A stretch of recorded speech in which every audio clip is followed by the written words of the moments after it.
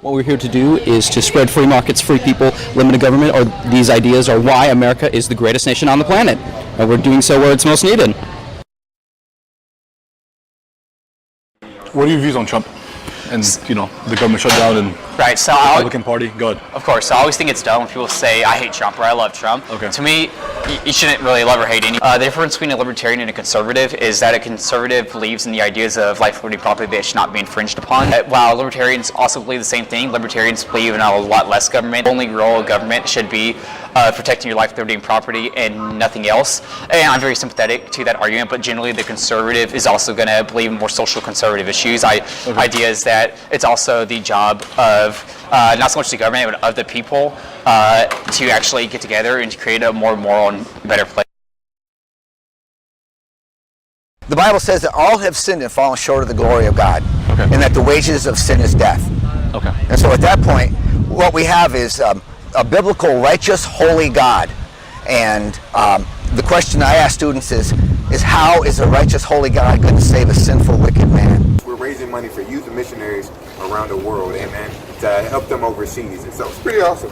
We got the candy over here, and we just asked for a couple of donations. You get a piece of candy, help out a child and a missionary overseas. Yeah, what's cool is we're actually a church of about 20. We're trying to raise $32,000 on May 19th. So we got a big, really kind of impossible goal. Right now, we have a goal to evangelize the whole world in a generation. Yep. Not only that, we also have a goal to unify Christianity as well. Yep. And we also have a goal to unify Christianity here on U of A campus. So that's what we're all about. Right? Or we've fed into the misogynistic world or misogynistic trends, and that you can only advance if somebody else is down, or if you can only be higher if somebody else is lower, and that's not how it should be. We should all be unified in a sense. I'm not saying that we all should be have one mindset or all agree on everything, but I feel like we should all respect each other's choices and respect how other people live in order to be unified as women.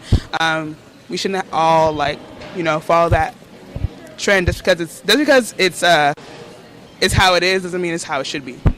Social justice means being concerned for the well-being of others, regardless of the differences that we may have, and actively pursuing equal opportunities for everyone, politically, socially, and economically.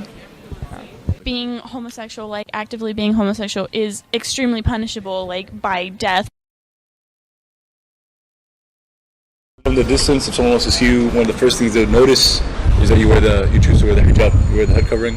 Why do you choose to wear it? I choose to wear it because it makes me feel safer. Okay, but you do hear that there are incidences where people get attacked because they're wearing the hijab or because of the way they look or the way they dress.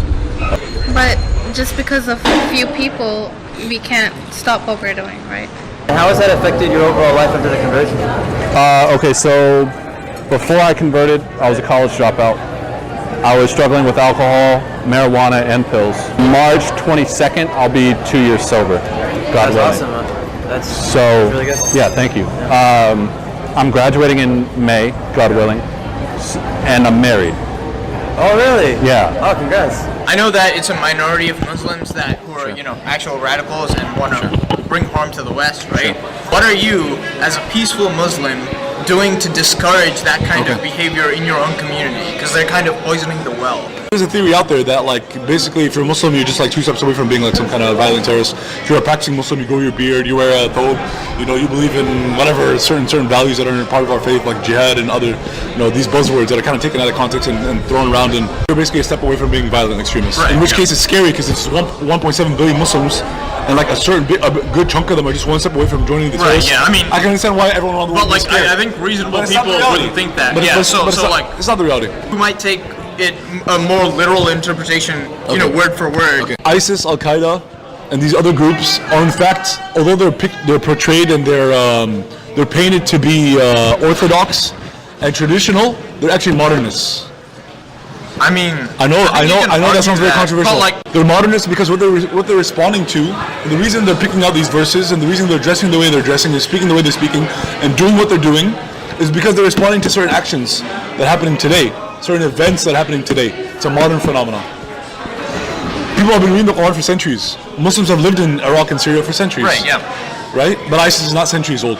pull them out of their context and to avoid to ignore the socio-political economic situation of the area and the military situation, and to ignore the invasion of Iraq and Afghanistan and war and terror and all that stuff, to ignore all that and say ISIS is Islamic and they're just taking the Quran and they're actually applying it properly and they're trying to be true to it, they're being literalists.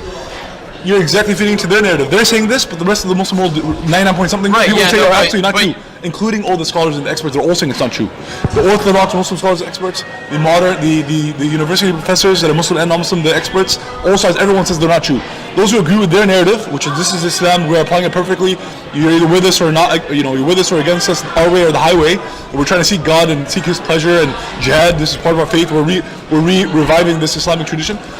The only people that believe that is that 0.001% and the Islamophobia. And everyone else in the middle, the 99 point something percent of people in the world, Muslim and non-Muslim, are all like, we're the victims in the middle. What are you doing as a community to discourage this kind of thinking?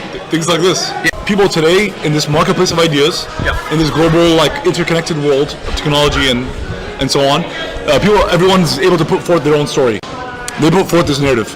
Islamophobes on the left and right have different narratives. They have different worldviews of how they see the world. Just like in this country, there are multiple narratives. There are at least two dominant ones. Conservatives and liberals have different ways of seeing U.S. history, U.S. politics, U.S. government, and some are like agnostic and atheist, and others are like Christian and conservative. Anyway, different narratives. Muslims also have multiple narratives because we're around the world, different cultures, different faiths, 1400-year tradition. So there are different stories. So what I believe is the most powerful way to combat this terrorism or different violent ideologies, whether they're Muslim or non-Muslim, because they're terrorists and they're violent people in all different faiths. The best way to do it is to put forth a better story, a more accurate story, one that's more in touch with the reality, one that's more peaceful, etc., etc. Putting forth what we believe is an orthodox, authentic view of Islam, based on the sources, evidence-based. We're not rejecting any of the verses or any of the traditions, and we're practicing to the best of our abilities, and we're sharing our faith with the world.